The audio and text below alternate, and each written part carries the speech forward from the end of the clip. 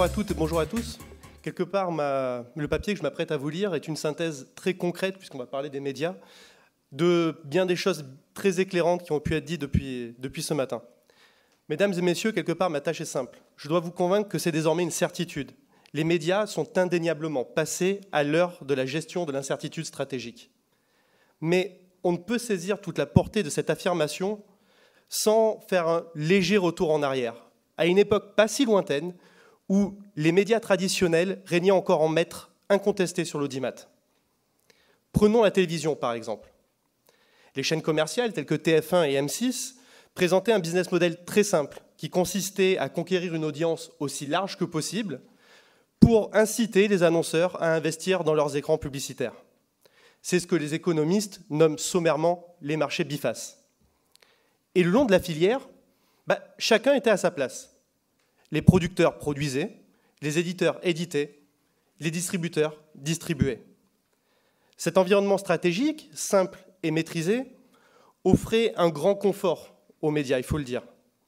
L'incertitude s'effaçait derrière des conventions qui portaient tant sur les chiffres de l'audience que sur le prix d'achat des espaces publicitaires ou celui d'achat des contenus. Bref, hier encore, les médias jouissaient de la quiétude stratégique que les économistes prêtent volontiers aux oligopoles. Or, ce temps béni est révolu. Définitivement, il n'y aura pas de retour en arrière possible. Car qu'observons-nous aujourd'hui?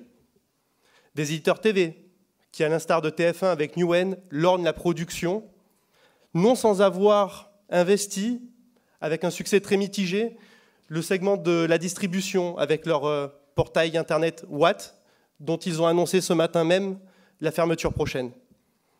D'autres éditeurs TV, comme Canal+ ou M6, qui se sont lancés dans les réseaux multichaînes sur Internet, YouTube en particulier, avec leurs acquisitions Studio Bagel et Golden Moustache.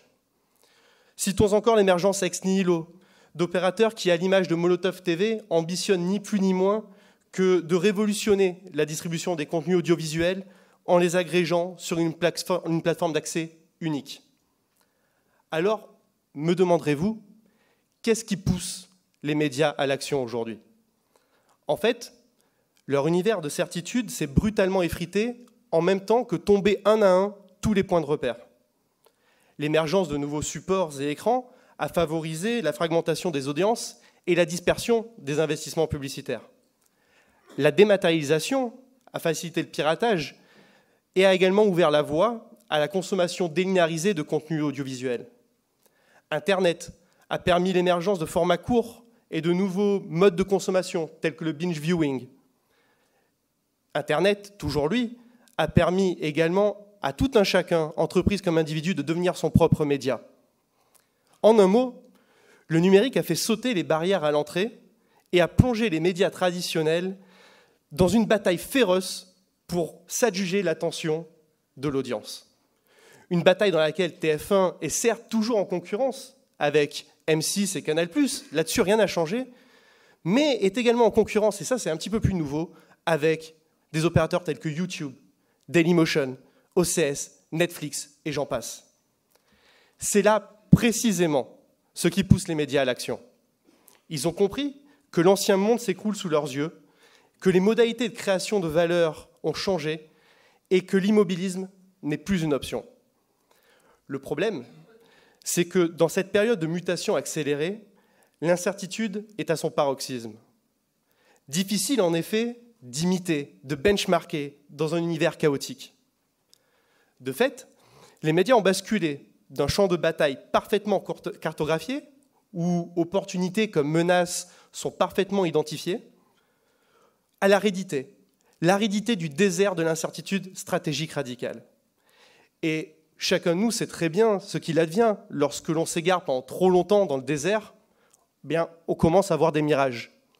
On commence à voir des mirages et à y croire très fort. Mentionnons-en simplement deux.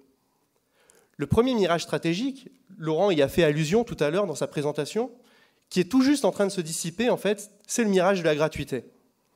Internet devait être un Eldorado où la gratuité serait reine et les contenus généreusement financés par la publicité. Et tous ont plongé tête baissée. Mais ce faisant, ils commettaient 2 erreurs stratégiques majeures. La première, c'est qu'ils oubliaient que les budgets de communication des annonceurs n'étaient pas aussi extensibles que le nombre d'espaces publicitaires démultipliés par le web. Ce qui s'est naturellement traduit, on l'a tous constaté, par une guerre des prix larvée pour pourvoir des espaces publicitaires. La deuxième erreur qu'ils commettaient, c'est qu'en agissant ainsi, ils contribuaient à rendre le consommateur myope au coût de production des contenus. Or, l'internaute et le lecteur papier ont d'abord été les mêmes personnes. Idem pour le vidéonaute et le téléspectateur. En accoutumant les uns à la gratuité, ils ont collectivement œuvré à altérer la disposition à payer de l'ensemble. Le deuxième mirage stratégique concerne l'utilisation des données. Que n'a-t-on entendu que le big data serait la réponse à tous les maux dont souffrent les médias?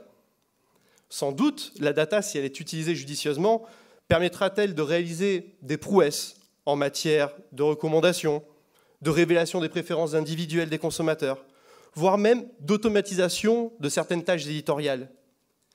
Mais jusqu'ici, à qui a réellement profité le virage de la data dans les médias? Prenons la publicité. En la matière, les médias vendaient encore il y a peu un contexte, et avec lui, une certaine idée des caractéristiques de leur audience. Avec la data, ils sont aujourd'hui tenus d'assurer une performance. Résultat des courses, là où le big data portait la promesse d'une revalorisation des espaces publicitaires à leur juste valeur, eh bien, on a souvent vu l'inverse. Il en a souvent accéléré en fait le déclin en révélant des informations dont vous imaginez bien les annonceurs sont empressés d'utiliser pour mettre les médias en situation de concurrence par les prix. Ces 2 mirages montrent bien à quel point il est difficile d'appliquer des recettes de cuisine à des problèmes que les approches classiques des sciences de gestion peinent à appréhender efficacement. Pourtant, même dans les déserts les plus arides, des oasis féconds attendent les décideurs les plus audacieux. Ils ne doivent plus perdre de temps à chercher des one best way, des best practices qui n'existent plus. Face à l'incertitude, les médias doivent faire évoluer leur modèle par petites touches impressionnistes et faire preuve de créativité stratégique. Faire preuve de créativité stratégique, c'est par exemple France 4, qui s'essaye à l'écriture collaborative avec sa série Anarchie, dont le scénario est l'émanation directe de l'imagination fertile des internautes. Faire preuve de créativité stratégique, c'est BFM Télé et iTélé, qui dépassent leurs conditions de concurrents pour mettre en place une offre publicitaire commune, prouvant ainsi que la coopétition est possible, y compris dans les médias. Faire preuve de créativité stratégique, c'est aussi miser sur l'international, à l'image des grands producteurs francophones qui étaient présents il y a un mois à peine au salon Direct to Series de Los Angeles pour y promouvoir leur dernière création. Faire preuve de créativité stratégique, c'est enfin Vodcaster, qui se présente ni plus ni moins comme le Uber du marché de la VOD, en se positionnant en intermédiaire entre des offreurs et des demandeurs de films. Toutes ces initiatives, et ce sera le mot de la fin, démontrent la capacité de rebond des médias, quitte pour cela à bouleverser l'approche de leur métier, de leurs organisations, de leur business model. Car dans ce désert d'incertitude, où les GPS et les cartographies complètes n'existent plus, rien n'interdit aux médias de se munir d'une boussole, de choisir un cap et surtout de s'y tenir. Je vous remercie.